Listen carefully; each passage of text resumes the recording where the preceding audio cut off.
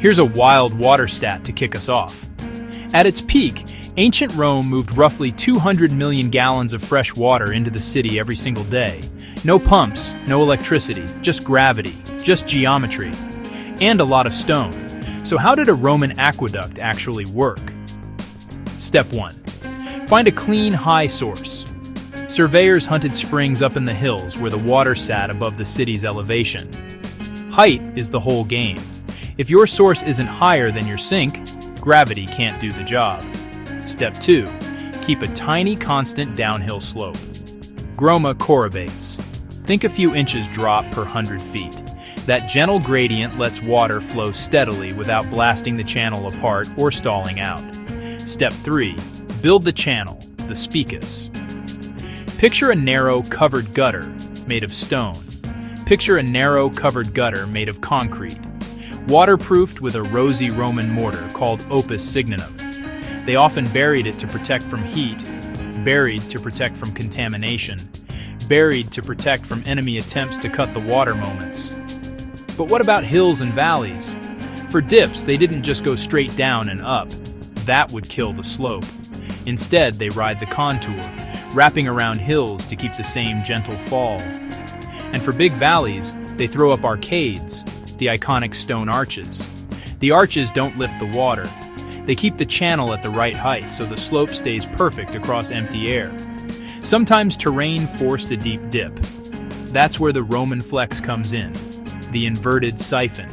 It's a pressure pipeline that drops down one side of a valley and back up the other. The water plunges. Pressure builds at the bottom, and that pressure pushes it uphill to the far side, still powered by gravity because the exit is lower than the entry overall.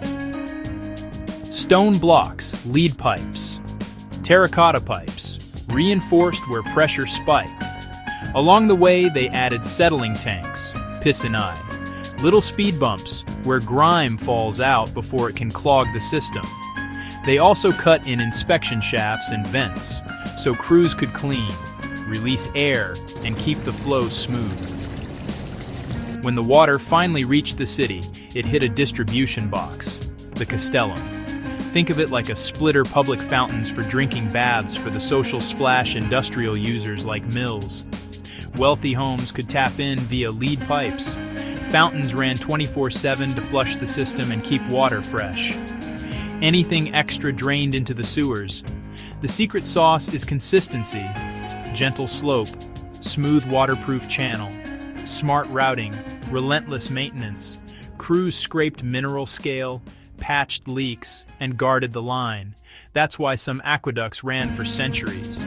If you want a numbers flex, the Pont du Gard in France drops only a few inches per football field. Over miles, that adds up to the perfect glide. So yeah, no magic. Just gravity, measurement, and craftsmanship so good that parts of the system still stand today. Next time you turn on a tap, remember, you're using a fancier version of a Roman idea.